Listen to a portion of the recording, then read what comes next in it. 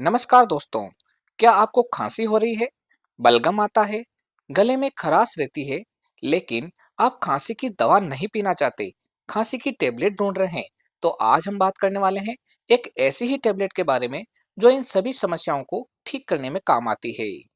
आज हम जानेंगे कि ये टेबलेट कौन सी कैटेगरी की दवा है, इसके कौन कौन से पॉपुलर ब्रांड नेम मार्केट में आते हैं, इस टेबलेट का उपयोग कहाँ कहाँ किया जाता है, इसके क्या क्या साइड इफेक्ट है, इस दवा को कितनी मात्रा में वे कब लेने की सलाह दी जाती है और इसे लेते समय क्या क्या सावधानियां रखनी चाहिए। तो ये सभी बातें जानने के लिए वीडियो को पूरा देखें, जिससे आपके सारे कंसेप्ट क्लियर हो सके। अगर आप चैनल पर पहली बार आए हैं तो चैनल को सब्सक्राइब कर बेल आइकन अवश्य दबाएं, जिससे नई नई जानकारी आपको हमेशा मिलती रहे। तो चलिए यहाँ से आज कुछ नया सीखते हैं।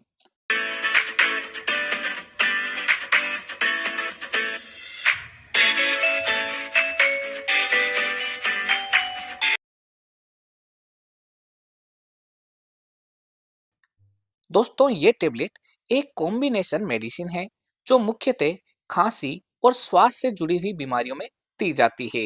इसमें तीन दवाइयाँ टर्बुटालिन, एम्ब्रोक्सोल तथा गुआइफेनेसिन मिलकर काम करती है। एक श्वास नली को खोलती है, दूसरी बलगम को पतला करती है तथा तीसरी बलगम को बाहर निकालने में मदद करती है। इस तरीके से ये सभी दवाइयाँ मिलकर कफ को बाहर निकालने का काम करती है। अगर हम इस टेबलेट के पॉपुलर ब्रांड नेम की बात करें तो वो है मैनकाइंड फार्मा का अस्थाकाइंड टेबलेट, केपलेट इंडिया प्राइवेट लिमिटेड का Ventex tablet, Franco Indian pharmaceutical का green linctus BM tablet, Glenmark pharma का एस्कोरिल प्लस टेबलेट, फिर इप्का लिमिटेड का एम सोल्विन टेबलेट। इसके अलावा भी ये दवा आपके एरिया वाइज व डॉक्टर वाइज अलग अलग ब्रांड नेम से मिलेगी। आप इसकी जेनेरिक फॉर्म भी खरीद सकते हैं। जेनेरिक फॉर्म भी उतनी ही इफेक्टिव है जितनी की ब्रांडेड फॉर्म। दोस्तों, अगर हम इसके उपयोग की बात करें तो इसका सबसे पहला उपयोग है प्रोडक्टिव कफ यानी कि बलगम वाली खांसी में। ये बलगम को पतला करके शरीर से बाहर निकालता है। इसका अगला उपयोग है ब्रोंकाइटिस में, यानी कि ऐसी कंडीशन जिसमें मरीज की श्वास नली में सूजन आ जाती है और फेफड़ों की नलियों में भी सूजन रहती है, तब डॉक्टर द्वारा इसे दिया जाता है।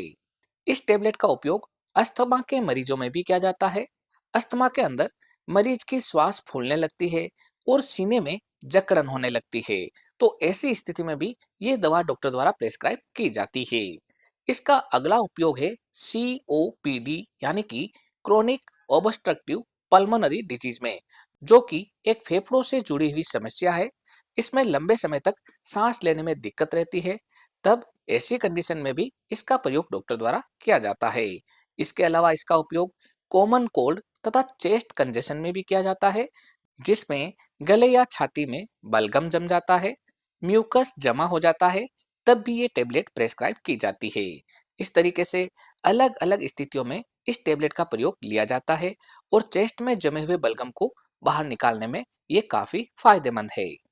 दोस्तों, इस दवा की डोज हमेशा डॉक्टर के निर्देशन पर ही लेनी चाहिए। आमतौर पर इसे दिन में 2 से 3 बार खाना खाने के बाद लेने की सलाह दी जाती है। इसे पूरे ग्लास में भरे हुए पानी के साथ निगलना चाहिए। कभी भी इस दवा की डोज अपनी मर्जी से कम या फिर ज्यादा नहीं करनी चाहिए, क्योंकि इसमें टर्बुटालिन नामक एक ब्रोंकोडायलेटर है, जिसकी वजह से दिल की धड़कन बहुत तेज बढ़ सकती है। इसके अलावा खांसी में जल्दी राहत पाने के लिए खूब पानी पीना चाहिए, धूल और धुएं से बचना चाहिए तथा साथ ही साथ डॉक्टर द्वारा बताई गई सभी दवाओं को पूरी तरीके से लेना चाहिए।